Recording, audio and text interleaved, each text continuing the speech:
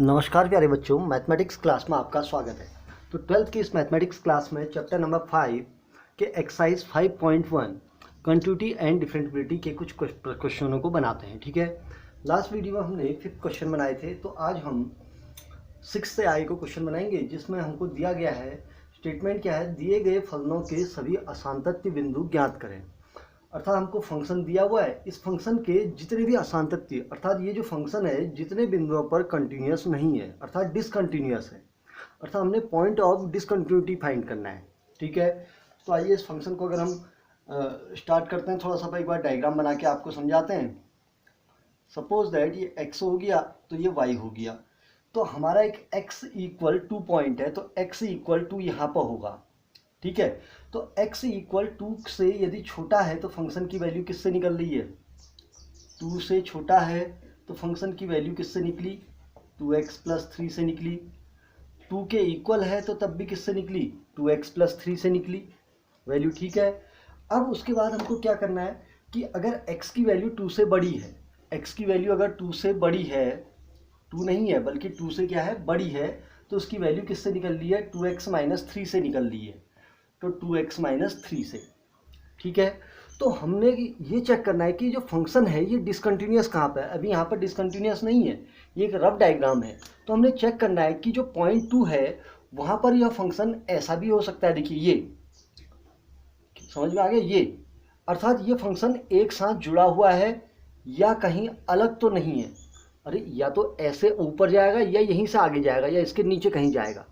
तो हमने चेक करना है कि x बराबर 2 पर फंक्शन टूट रहा है कि नहीं टूट रहा है, क्योंकि फंक्शन टूट कहाँ पर सकता है, देखिए क्योंकि यहाँ पर फंक्शन का विभाजन बिंदु क्या है, x इक्वल टू जो है वहाँ पर फंक्शन बटा हुआ है, अर्थात बाएं तरफ से क्या आ रहा है, अलग फंक्शन, बाएं तरफ से 2x प्लस 3 के द्वारा आ रहा है, और दाएं तरफ से जो है वो फंक्शन किसके द्वारा आ रहा है, 2x माइनस 3 के द्वारा आ रहा है, और x इक्वल 2 पर वैल्यू कौन दे रहा, 2x प्लस 3 दे रहा। तो हमने चेक करना है कि बाईं ओर से और दाईं ओर से जो फंक्शन है x इक्वल 2 पर जुड़ा है अथवा नहीं जुड़ा है। क्यों, क्योंकि दो जो है फलन का विभाजन बिंदु है, क्योंकि फंक्शन टूटता कहाँ पे है, क्योंकि विभाजन बिंदु पर पता चला लेफ्ट हैंड साइड से अलग जगह आ गया और राइट हैंड साइड से अलग जगह आ गया। ये या तो ऐसी कंडीशन बनेगी, लेफ्ट हैंड साइड से अलग हाइट पर आया और राइट हैंड साइड से अलग अलग हाइट पर आया। इट मीन्स कि दोनों तरफ से फंक्शनल वैल्यू अलग अलग आ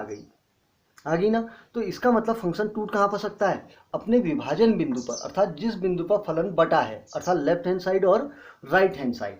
तो मैं इसमें क्या करूँगा, देखिए x इक्वल 2 पर मैं इसकी कंटिन्यूटी का परीक्षण करूँगा। ठीक है, तो x इक्वल 2 पर मेरा LHL होगा, इक्वल क्या हो जाएगा, limit of x tends to 2 negative fx, equal क्या हो जाएगा, limit of x tends to 2 negative fx की वैल्यू कौन देगा, देखिए लेफ्ट हैंड साइड को फंक्शन है तो लेफ्ट हैंड साइड अगर फंक्शन है तो इसकी वैल्यू कौन देगा, 2 से छोटा, तो लेफ्ट हैंड साइड से कौन आ रहा है, 2x प्लस 3, तो 2x प्लस 3। अब इसकी लिमिटिंग वैल्यू निकालेंगे तो कितना आएगा, 2 दूना 4, 4 तीन कितना आ जाएगा 7, तो लिमिट तो निकालना आता होगा ना, तो x की वैल्यू को 2 रख दीजिए। अरे ऐसे ही आ गया ना, देखिए 2 multiply by 2 plus 3 equal to 2 या 4, 4 3 7। क्लियर। अब राइट हैंड लिमिट निकालेंगे तो राइट हैंड लिमिट इक्वल क्या हो जाएगा, limit of x tends to 2 positive fx equal limit of x tends to क्या रहेगा, 2 पॉजिटिव। अब fx की वैल्यू हमको राइट हैंड साइड कौन देगा, राइट हैंड साइड 2 के राइट हैंड साइड कौन है, 2x माइनस 3, तो क्या आएगा 2x माइनस 3 से निकलेगा। अब इसकी लिमिट रखेंगे तो 2 मल्टीप्लाई बाई 2 माइनस 3 इक्वल कितना आएगा, 2 दूना 4, माइनस 3 इज 1। तो इसका मतलब मेरे लेफ्ट हैंड साइड से और राइट हैंड साइड से फंक्शन की फंक्शनल वैल्यू अलग अलग आ रही है नी। जब लेफ्ट साइड से आएगा तो फंक्शन क्या हाइट पाएगा, 7 पर पाएगा। अब 7 जाएगा कहीं ऊपर जाएगा फंक्शन, ये 7 चले गया। और जब राइट हैंड साइड से आएगा तो इसकी हाइट क्या आएगी, 1 आएगी, तो इसका मतलब 2x माइनस 3 की वैल्यू नीचे आई है। तो मैं यहाँ पर क्या लिखूंगा, because left hand limit does not equal किसके आ गया, राइट हैंड लिमिट आ गया। चित्र नहीं बनेगा इसमें, चित्र तो एक रफ वो है। ठीक है, तो हमारे लेफ्ट हैंड साइड से राइट हैंड साइड से लिमिटिंग वैल्यू सेम नहीं आ रही है। अब लिमिटिंग वैल्यू सेम नहीं आई तो इसका इट मीन्स क्या हुआ कि x इक्वल 2 पर हमको फंक्शन क्या मिलेगा, टूटा हुआ मिलेगा। तो मैं क्या लिखूंगा, इसलिए x इक्वल 2 पर फलन क्या नहीं है, संतत नहीं है। तो इसका मतलब फंक्शन x इक्वल 2 पर मेरा क्या हुआ होगा, टूटा हुआ मिलेगा। क्लियर? कोई टफ है? देखिए बहुत आसान सा है। ठीक, अब उसके बाद यहाँ पर तो फंक्शन टूटा हुआ है। अब एक ही बताइए, क्या फंक्शन में एक ही बिंदु है? x इक्वल 2 नहीं है। अब मेरे को चेक करना है क्या फंक्शन यहाँ पर तो नहीं टूटा, यहाँ पर तो। अब हर बिंदुओं को चेक करना है और फंक्शन कहाँ कहाँ पर टूटा है। एक तो 2 पर टूट गया। अब इस पार्ट में चेक करेंगे कि इस पार्ट में फंक्शन टूटा है कि नहीं टूटा है।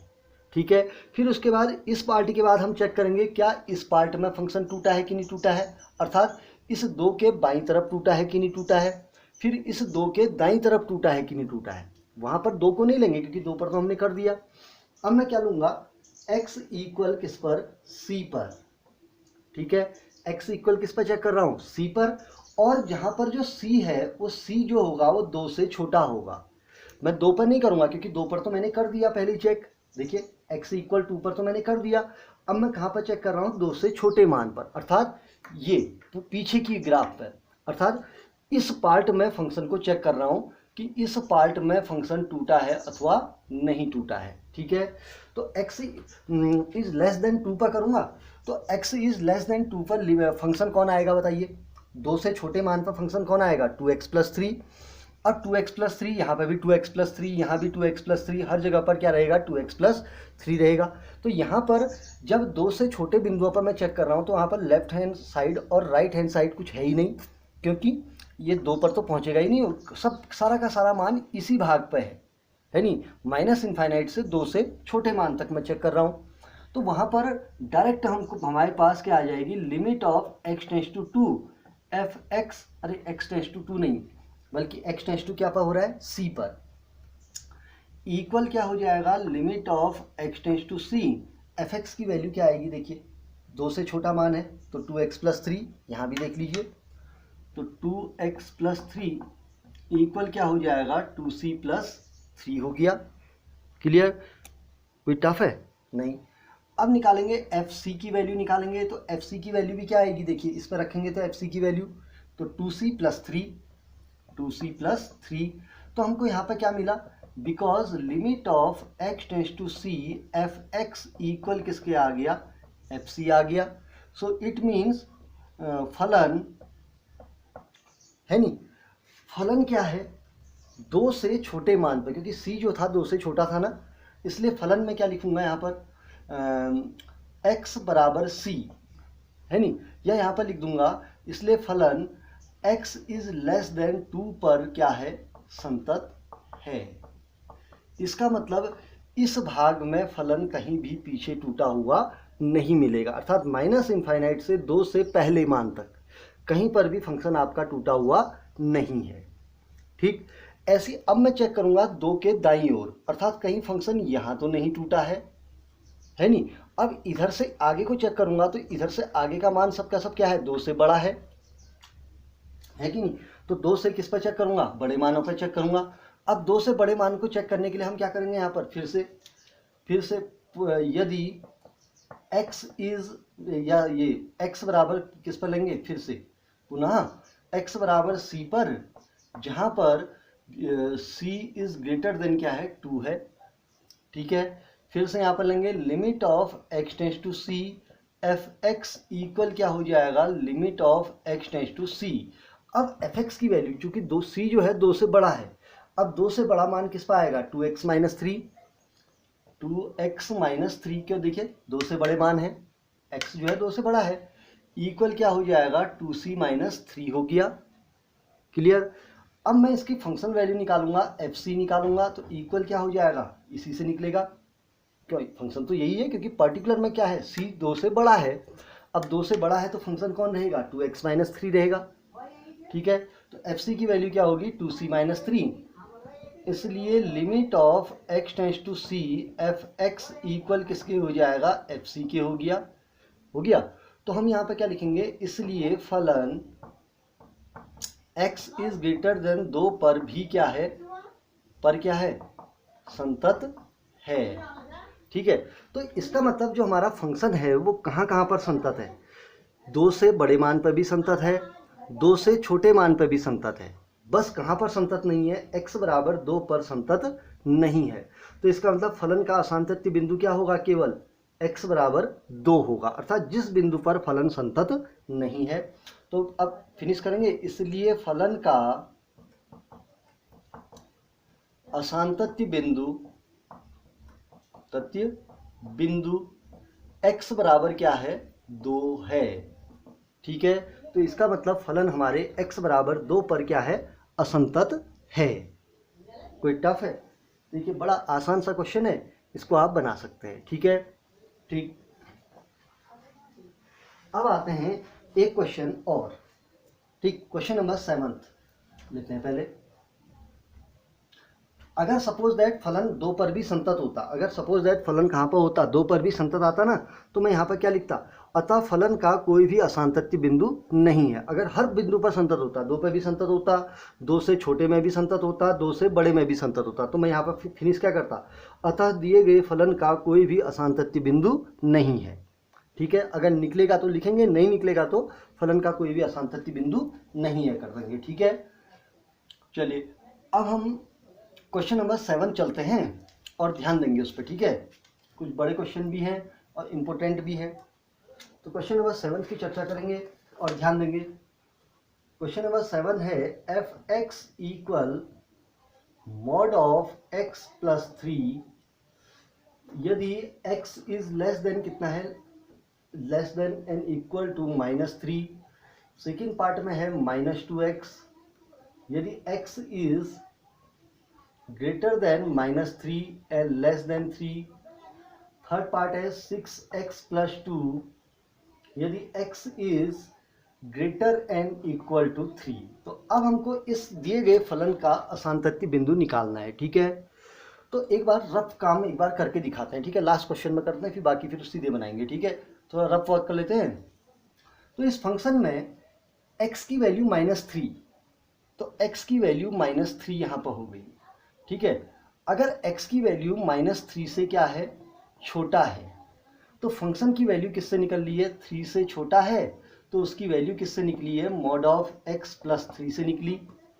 3 के इक्वल है तब भी किससे निकलेगी, मॉड ऑफ x प्लस 3 से निकलेगी। अब -3 से बड़ा है और 3 से छोटा है, तो 3 कहाँ पर ले लेते हैं, x इक्वल 3 यहाँ पर हो गया। -3 से बड़ा है तो -3 के इक्वल नहीं है, तो ओपन इंटरवल आया, और 3 से छोटा है, तो फंक्शन की वैल्यू किससे निकल रही है, -2x से निकल रही है। ठीक है, और यदि x की वैल्यू 3 या 3 से बड़ी है, अब 3 या 3 से बड़ी, तो 3 को भी सम्मिलित करेंगे, उससे बड़ी है, तो फंक्शन की फंक्शनल वैल्यू किससे निकलेगी, 6x प्लस 2 से निकलेगी, है नहीं। तो सबसे पहले हमने देखना है कि जो भी हमको फंक्शन दिया गया है इसमें कोई विभाजन बिंदु है, अर्थात ऐसे बिंदु तो नहीं है जहाँ पर फलन बढ़ रहा है। ठीक है, तो ऐसे हमको 2 बिंदु मिल गए हैं जहाँ पर फलन बढ़ रहा है। तो पहला बिंदु क्या है, x इक्वल -3 है, दूसरा बिंदु x बराबर 3 है, क्योंकि फंक्शन मैक्सिमम कहाँ पर टूट सकता है, अपने विभाजन बिंदुओं पर टूटता है। अभी आपने देख लिए बहुत सारे क्वेश्चनों में, देखिए ना, तो फंक्शन अपने विभाजन बिंदु पर टूट सकता है, क्योंकि यहाँ पर लेफ्ट हैंड साइड से अलग फंक्शन है, राइट हैंड साइड अलग फंक्शन है, इसके लेफ्ट हैंड साइड अलग फंक्शन है, राइट हैंड साइड अलग फंक्शन है, अर्थात अलग अलग पार्ट से क्या दे रहा है, वैल्यू दे रहा है, अलग अलग कैलकुलेशन से वैल्यू निकल ली है, फंक्शन की निकल ली है ना। तो इसका मतलब विभाजन बिंदुओं पर टूटने की इसकी संभावना रहती है। तो हम चेक करेंगे कि क्या इन विभाजन बिंदुओं पर फलन पहले टूटा है कि नहीं टूटा है। तो पहला हम कहाँ पर देखेंगे कि इसके विभाजन बिंदु अर्थात डिवाइडिंग पॉइंट। ठीक है, तो पहला विभाजन बिंदु क्या है, x इक्वल -3, तो हम कहाँ पर लेंगे, x इक्वल -3 पर। ठीक है, अब x इक्वल -3 पर लेंगे तो x इक्वल -3 पर पहले हमारा क्या आएगा, लेफ्ट हैंड लिमिट आएगी। ठीक है, क्यों, क्योंकि -3 से छोटा है तो अलग फंक्शन है, मॉड ऑफ x प्लस 3 है ना।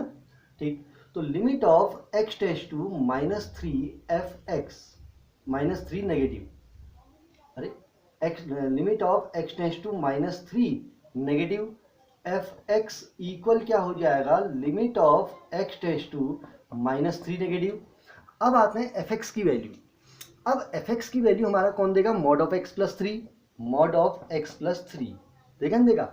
अब चूंकि मॉड फंक्शन की एक डेफिनेशन है क्योंकि आपने मॉड फंक्शन की एक डेफिनेशन पढ़ी थी, क्योंकि जब तक मॉड नहीं हटेगा तब तक लिमिटिंग वैल्यू नहीं निकालेंगे ना।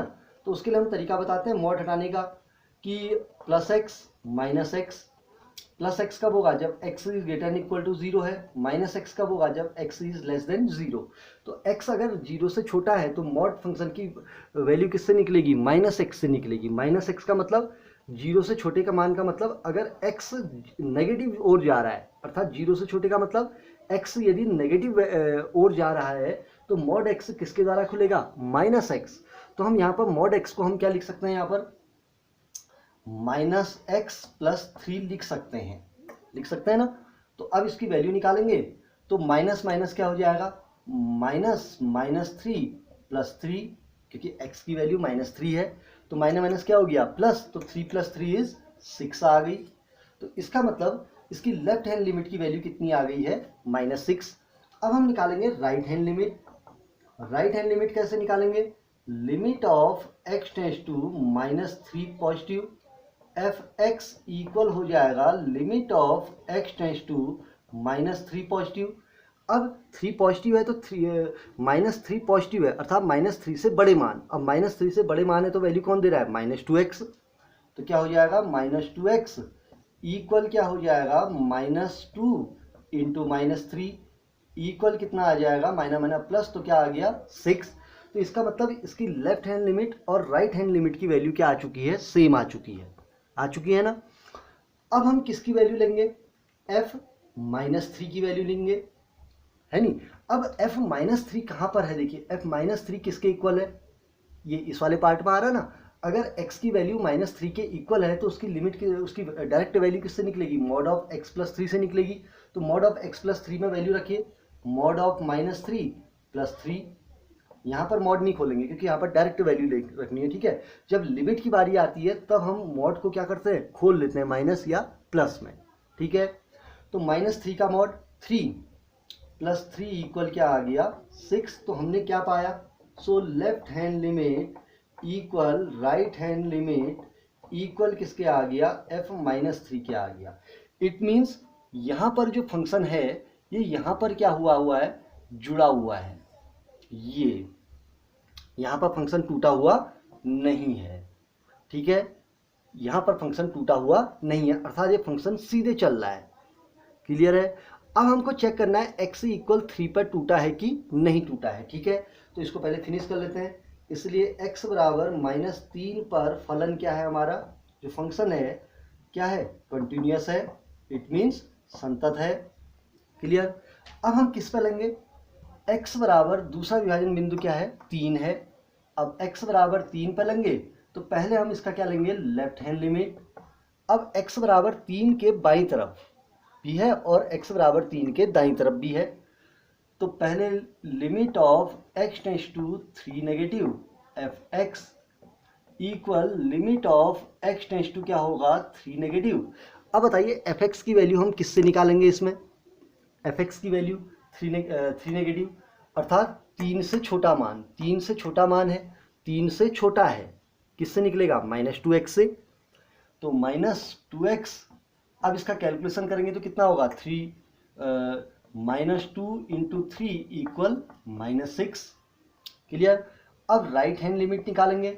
अब राइट हैंड लिमिट की वैल्यू क्या आएगी? देखिए limit of x tends to 3 negative f x 3 positive sorry equal क्या हो जाएगा? Limit of x tends to 3 positive.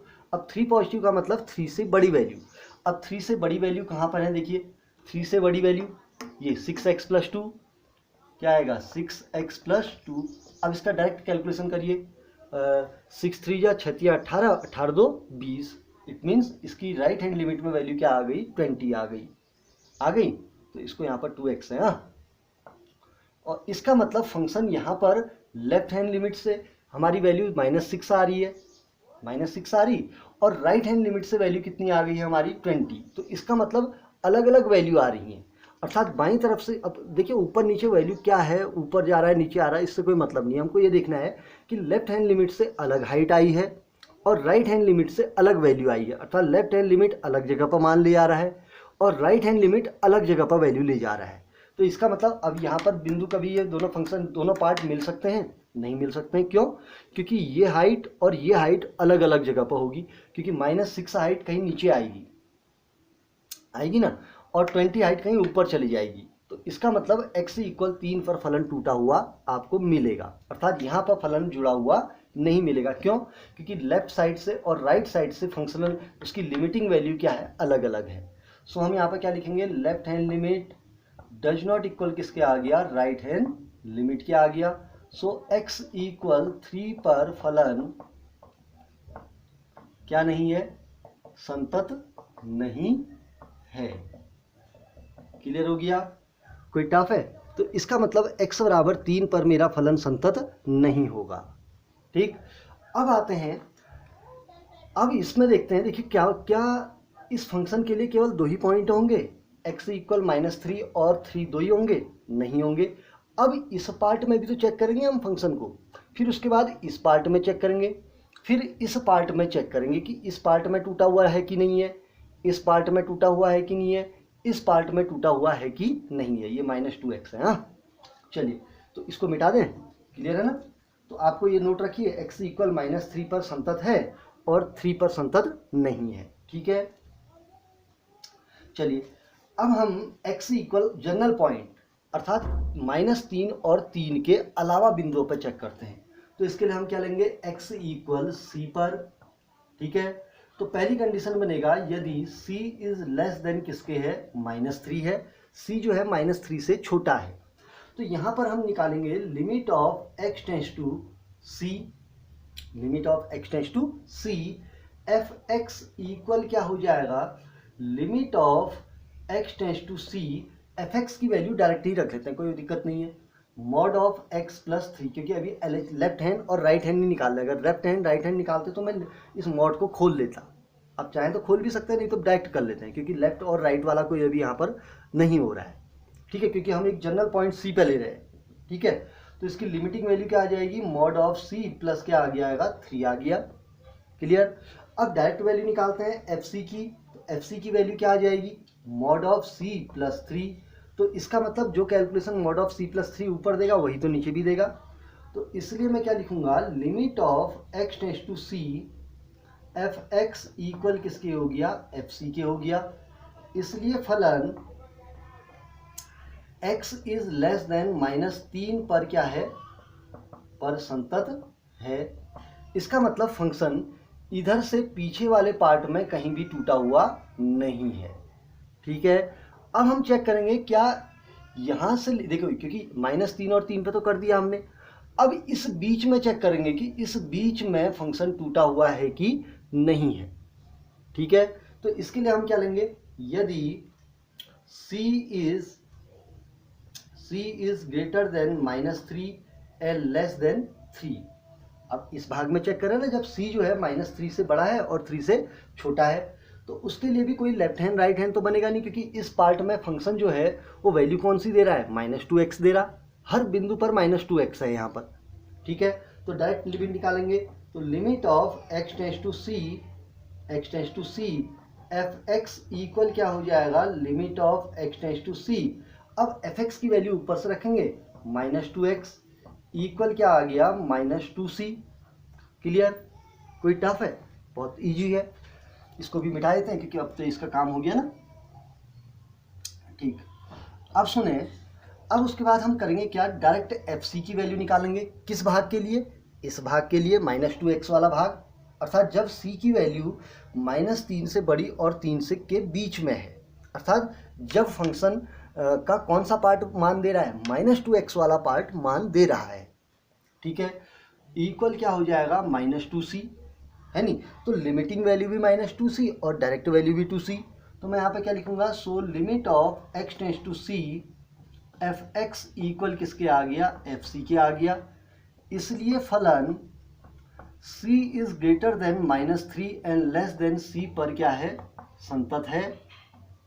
इसका मतलब फंक्शन इस पार्ट में भी कहीं पर टूटा हुआ नहीं है।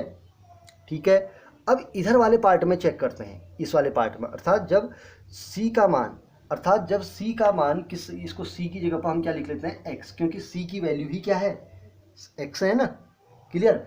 अब आते हैं, यदि c इज ग्रेटर देन किसके है, 3 है। अब जब c की वैल्यू 3 से बड़ी है तब उस कंडीशन में कौन सा फंक्शन आएगा, कौन सा वाला फंक्शन किस पार्ट में वैल्यू देगा, 6x+2 वाले पार्ट में वैल्यू देगा। तो अब 6x+2 वाले पार्ट में हम वैल्यू चेक करेंगे, ठीक है। तो limit of x tends to क्या रहेगा, c, f(x) इक्वल हो जाएगा limit of x tends to c, 6x+2 वाले पार्ट ने इसमें वैल्यू दी। तो वैल्यू क्या निकलेगी इसकी, 6c+2।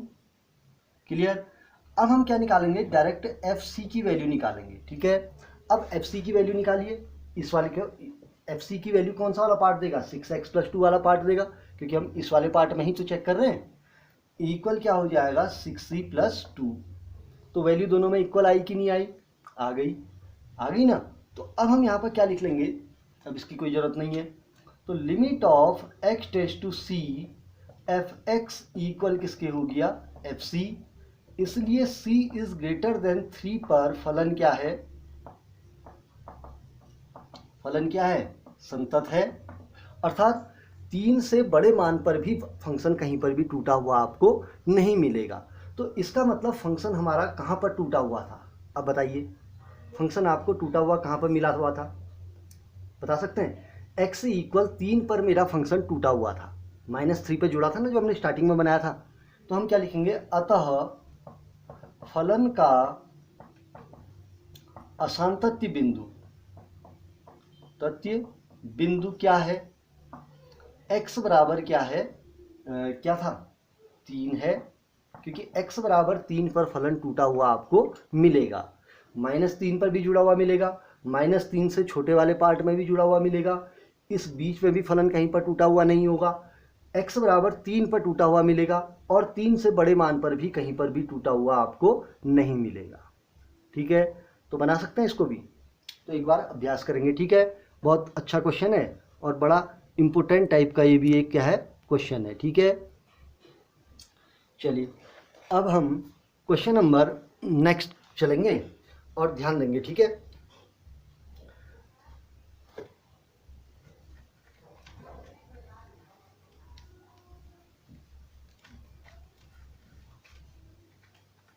क्वेश्चन नंबर देखिए 8th वाला क्वेश्चन लेते हैं, ठीक है।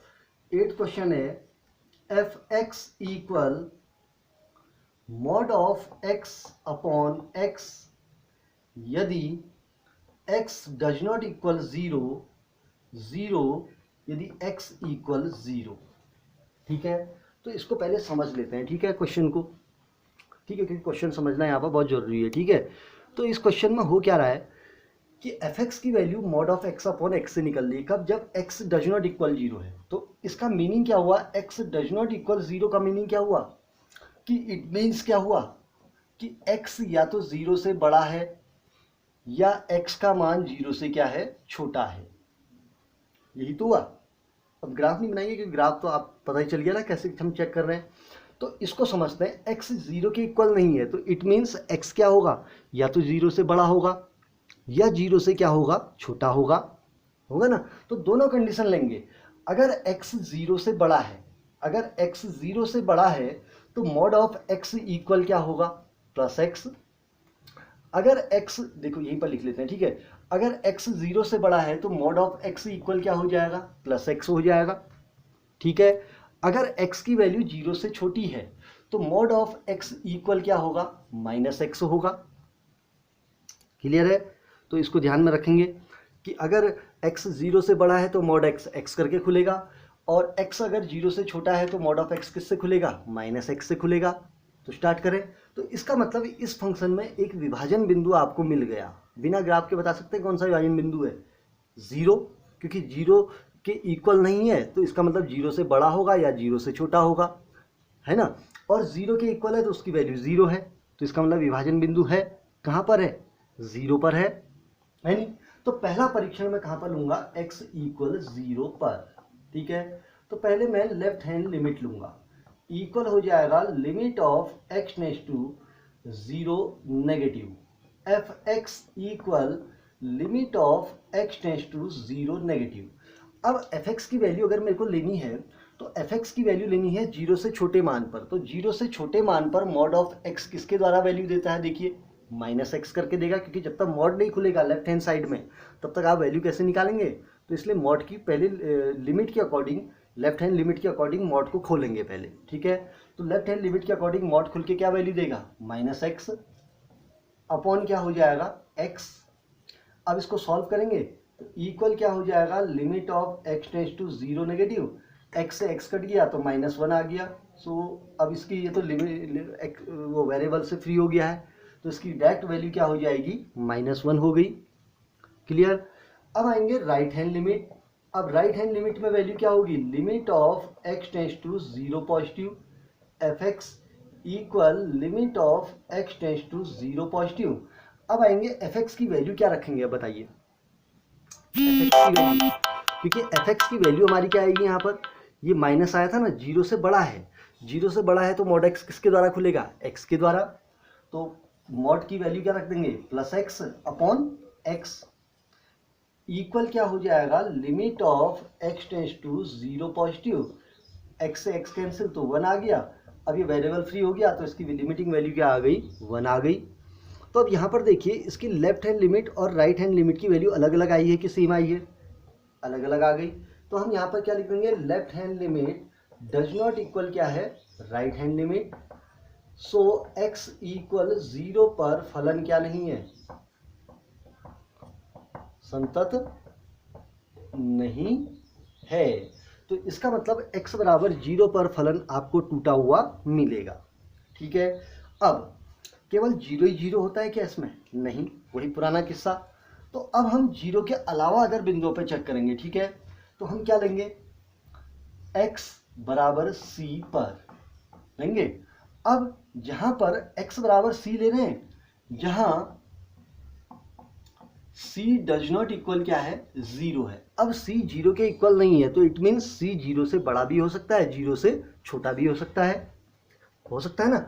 अब 0 से बड़ा है या 0 से छोटा है, बट 0 नहीं है, तो वहां पर 0 पर तो पहुंचेगा ही नहीं, पर्टिकुलर 0 के बाई ओर, पर्टिकुलर 0 के दाईं ओर। तो वहां पर हम डायरेक्ट लिमिट निकालेंगे, limit of x tends to c, f x equal क्या हो जाएगा, limit of x tends to c, function की फंक्शनल वैल्यू क्या आ गई, mod of x upon x।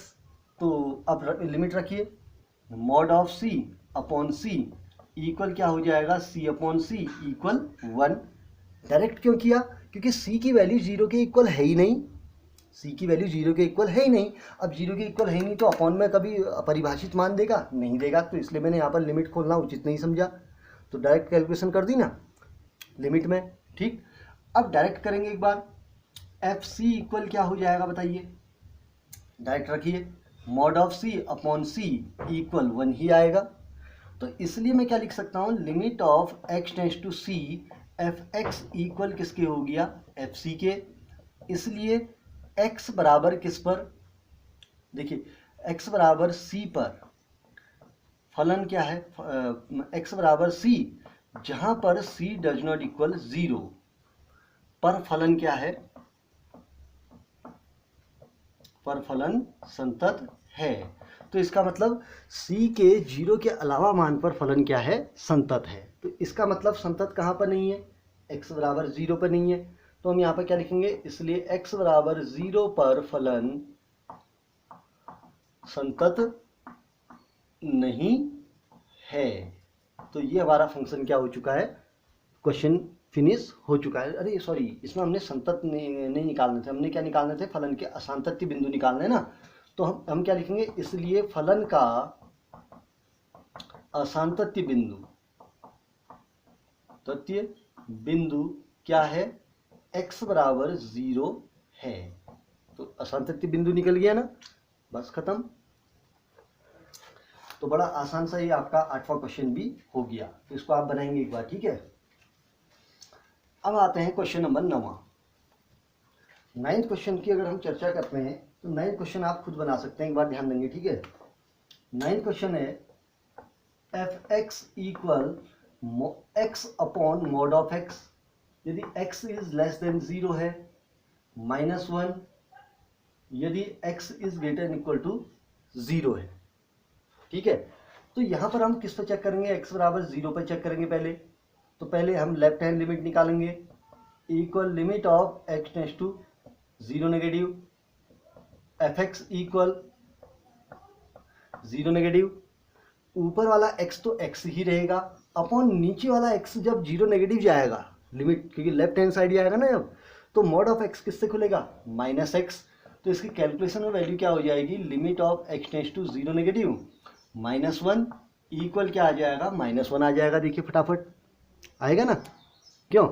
अब हम क्या निकालेंगे, इसकी राइट हैंड लिमिट निकालेंगे। राइट हैंड लिमिट में क्या वैल्यू हो जाएगी, limit of x tends to 0 positive f x equal क्या आ जाएगा, limit of x tends to 0 positive, f x की वैल्यू क्या रहेगी वहाँ पर, -1।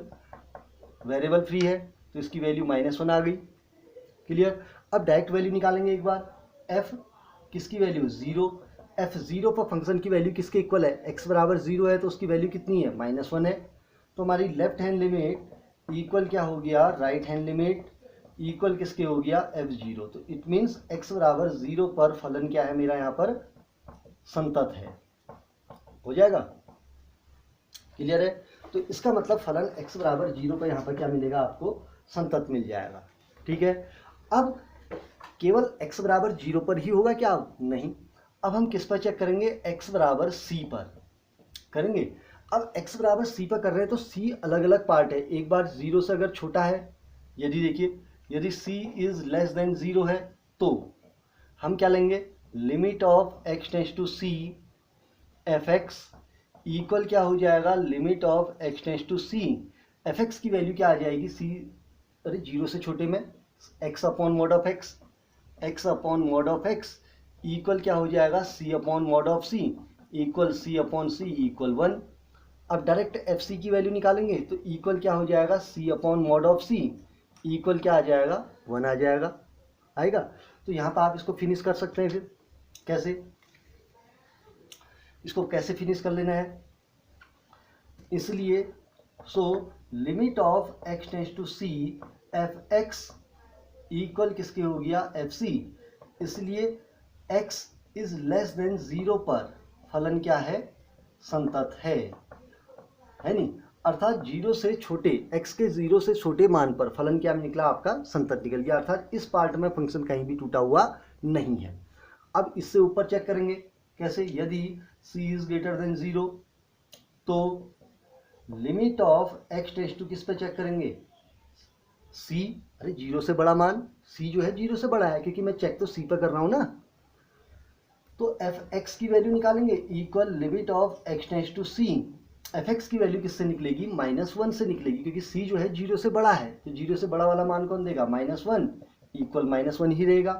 अब बताइए एफ सी की वैल्यू क्या आएगी, -1 ही आएगी क्योंकि हम इस वाले पार्ट की वैल्यू चेक कर रहे हैं क्योंकि 0 से बड़ा वाला पार्ट। तो यहाँ पर क्या आया, limit of x tends to c f x equal किसके आ गया, एफ सी। इसलिए x इज ग्रेटर देन 0 पर फलन क्या है, संतत है, संतत है। हो गया। अब देखिए आपने जो फलन देखा था स्टार्टिंग में, 0 पर भी संतत था, 0 से छोटे मान पर भी संतत है और 0 से बड़े मान पर भी क्या है, संतत है। तो ओवरऑल हम क्या लिखेंगे, इसलिए फलन का कोई भी असांतत्य बिंदु नहीं है। तो इसका मतलब ऐसे फलन का कोई भी आपको असांतत्य बिंदु मिलने वाला नहीं है। तो हो जाएगा ये x बराबर c पे है ना, जो सबके लिए हमने किया था। ठीक है, तो बड़ा आसान सा ये क्वेश्चन है। तो अब इसको ध्यान में रख के आपने क्वेश्चन नंबर 10th और 11th खुद बना लेना है, क्योंकि 10th वाला क्वेश्चन जो आपका है ना, वो क्वेश्चन नंबर 6 की तरह है। क्वेश्चन नंबर 10th 6 की तरह है, क्वेश्चन नंबर 13 भी आपका 6 क्वेश्चन की तरह है। ठीक है, तो आपने आज 6 से लेकर के 13 तक के क्वेश्चन बनाने हैं, जिनमें फलनों के क्या निकालने हैं, सभी असांतत्य बिंदु हमने ज्ञात करने हैं। ठीक है, तो इनको बनाएंगे अच्छे से। ठीक है।